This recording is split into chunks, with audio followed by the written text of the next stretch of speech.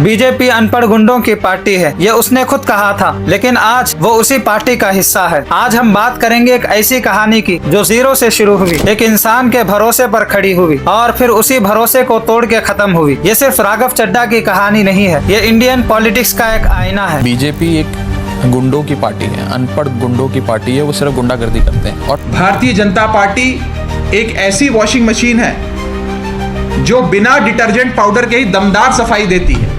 आज तक वो रकम नहीं बनी, मैं साफ तौर पे कहना चाहता हूं, आज तक वो रकम नहीं बनी और वो शख्स पैदा नहीं हुआ जो राघव चड्ढा को, आम आदमी पार्टी को या अरविंद केजरीवाल को खरीद ले। मैं साफ तौर पे अपने विरोधियों को कहना 2011 और 12 का वो वक्त जब अन्ना हजारे और अरविंद केजरीवाल मिलकर इंडिया अगेंस्ट करप्शन मूवमेंट चला रहे थे। देश भर में लोग सड़कों पर थे, करप्शन के खिलाफ एक नई आवाज उठ रही थी और उसी भीड़ में एक नौजवान लड़का भी था, राघव चड्ढा। एक नया चार्टर्ड अकाउंटेंट, न कोई पॉलिटिकल बैकग्राउंड, न कोई बड़ा नाम, बस एक सिंपल सा लड़का जिसे नंबर्स और पॉलिसी की स्ट्रॉन्ग समझ थी। लेकिन केजरीवाल ने उस भीड़ में कुछ अलग देखा। उन्होंने उस पोटेंशियल को पहचाना और सीधा उसे दिल्ली लोकपाल बिल की ड्राफ्टिंग जैसे इम्पोर्टेंट काम में शामिल कर लिया। जब आम आदमी पार्टी ऑफिशियली लॉन्च हुई तब राघव चड्ढा की उम्र सिर्फ 26 साल थी। ये वो उम्र होती है जब ज्यादातर लोग अपनी पहली जॉब ढूंढ रहे होते हैं, अपनी लाइफ सेटल करने की कोशिश कर रहे होते हैं। लेकिन अरविंद केजरीवाल ने कुछ और ही सोचा। उन्होंने राघव को पार्टी का नेशनल ट्रेजरर बना दिया। सोचो, पूरी पार्टी का पैसा, अकाउंट्स, फाइनेंशियल सिस्टम, सब कुछ एक 26 साल के लड़के के हाथ में। कोई भी रिस्क अवर्स इंसान होता तो शायद इतना बड़ा डिसीजन लेने से पहले 10 बार सोचता। लेकिन केजरीवाल ने सिर्फ एक चीज देखी, परफॉर्मेंस। उन्होंने पोटेंशियल देखा, काम देखा और बिना डरे रिस्पॉन्सिबिलिटी दे दी। और फिर धीरे धीरे केजरीवाल ने उन्हें और विजिबल रोल्स देना शुरू किया। राघव को सिर्फ एक बैक एंड रोल तक लिमिटेड नहीं रखा, बल्कि पार्टी का फेस बनने दिया। पंजाब में, मीडिया डिबेट्स में और पार्लियामेंट में हर जगह उनकी प्रेजेंस को स्ट्रॉन्ग किया। जब भी कोई टफ स्पीच देनी होती, जब भी बजट या पॉलिसी पर डिबेट होती या जब किसी बड़े मुद्दे पर रूलिंग पार्टी को जवाब देना होता तो राघव चड्ढा को आगे बढ़ाते थे। ये सिर्फ एक डिसीजन नहीं था, ये भरोसा था। अरविंद केजरीवाल ने राघव चड्ढा को जेन्युइनली सपोर्ट किया, प्लेटफॉर्म दिया, आगे बढ़ने का मौका दिया, जीरो से उठाया और एक बड़े लेवल तक पहुंचाया। लेकिन मार्च 2024 का वक्त इंडियन पॉलिटिक्स के लिए एक ऐसा मोड़ था जहां हर दिन हेडलाइंस बदल रही थी। अरविंद केजरीवाल, जो आम आदमी पार्टी के सबसे बड़े फेस थे, उन्हें लिकर पॉलिसी केस में अरेस्ट कर लिया गया। एक सिटिंग चीफ मिनिस्टर का जेल जाना सिर्फ एक लीगल इवेंट नहीं था, बल्कि पूरी पार्टी के लिए एक इमोशनल और पॉलिटिकल शॉक था। आम आदमी पार्टी के अंदर एक तरह का प्रेशर, कंफ्यूजन और अनसर्टेनिटी का माहौल बन गया था। और इसी दौरान एक और चेहरा जो पार्टी के नए जनरेशन लीडर का हिस्सा माना जाता था, राघव चड्ढा, वो इंडिया से बाहर चला गया। रीजन ये दिया गया कि उन्हें आंखों की एक सीरियस मेडिकल कंडीशन थी। जैसे ही ये न्यूज आई कि राघव चड्ढा लंदन में है तो सोशल मीडिया और ऑपोजिशन सर्कल्स में सवालों का सिलसिला शुरू हो गया। कुछ लोग कहने लगे कि जब दिल्ली में पार्टी का सबसे बड़ा लीडर जेल में था, जब पंजाब में पॉलिटिकल प्रेशर था, तब एक यंग प्रोमिनेंट लीडर का इंडिया से बाहर होना क्या सिग्नल देता है। एक तरफ क्राइसिस में घिरी पार्टी तो दूसरी तरफ राघव चड्ढा जो अब्रॉड में था। राघव का लंदन स्टे ज्यादा डिस्कस होने लगा। दिन बीतते गए और उसके एब्सेंस को लेकर डिस्कशन कम होने के बजाय और ज्यादा गहरे होते गए। पार्टी सपोर्टर्स के बीच एक नैरेटिव बनना शुरू हुआ, जब पार्टी को सबसे ज्यादा जरूरत थी तब वो कहाँ थे। 2 अप्रैल 2026 ये सिर्फ एक डेट नहीं थी, ये एक सिग्नल था। आम आदमी पार्टी ने ऑफिशियली राघव चड्ढा को राज्यसभा में डिप्टी लीडर के पोस्ट से हटा दिया। जो पोजीशन कभी उनकी ग्रोइंग इंपॉर्टेंस का सिंबल था, वो अचानक उनसे ले लिया गया और उनकी जगह एक नया नाम सामने आया, अशोक कुमार मित्तल। पार्टी ने राज्यसभा सेक्रेटेरिएट को ऑफिशियली लिख कर दिया कि राघव चड्ढा को पार्टी क्वाटा से स्पीकिंग टाइम ना दिया जाए। आम आदमी पार्टी की तरफ से जो एक्सप्लेनेशन दिया गया वो सिंपल था, लेकिन उसका इम्प्लीकेशन काफी गहरा था। पार्टी ने ये सिग्नल दिया कि राघव चड्ढा अब ज्यादा फोकस अपनी पर्सनल इमेज, अपनी ब्रांडिंग और सोशल मीडिया प्रेजेंस पर कर रहे हैं। मतलब इस एक लाइन ने खामोशी से ये सिग्नल दिया कि उनका सेंटर ऑफ ग्रेविटी अब पार्टी नहीं बल्कि वो खुद बन चुके थे। और फिर आया वो दिन 24 अप्रैल 2026। दिल्ली में एक प्रेस कॉन्फ्रेंस सेट हुई। स्टेज पर 3 चेहरे साथ खड़े थे, राघव चड्ढा, संदीप पाठक और अशोक कुमार मित्तल। सीन खुद ही एक कहानी कह रहा था। वही अशोक मित्तल जिन्हें कुछ दिन पहले राघव की जगह डिप्टी लीडर बनाया गया था, अब उसके साथ एक नए अनाउंसमेंट का हिस्सा बन चुके थे। पूरे 7 आम आदमी पार्टी के एमपीस ने ऑफिशियली बीजेपी का रुख कर लिया। राघव चड्ढा, अशोक मित्तल, संदीप पाठक, हर हरभजन सिंह, स्वाति मालीवाल, राजेंद्र गुप्ता और विक्रम साहनी। लेकिन स्टोरी यही खत्म नहीं होती। पॉलिटिक्स सिर्फ स्टेटमेंट से नहीं, रिएक्शन से भी लिखी जाती है। सिर्फ ग्राउंड पर ही नहीं, ऑनलाइन भी उनके इंस्टाग्राम पर एक दिन में लाखों फॉलोअर्स कम हो गए। जनजी ने भी अपना असर छोड़ना शुरू कर दिया।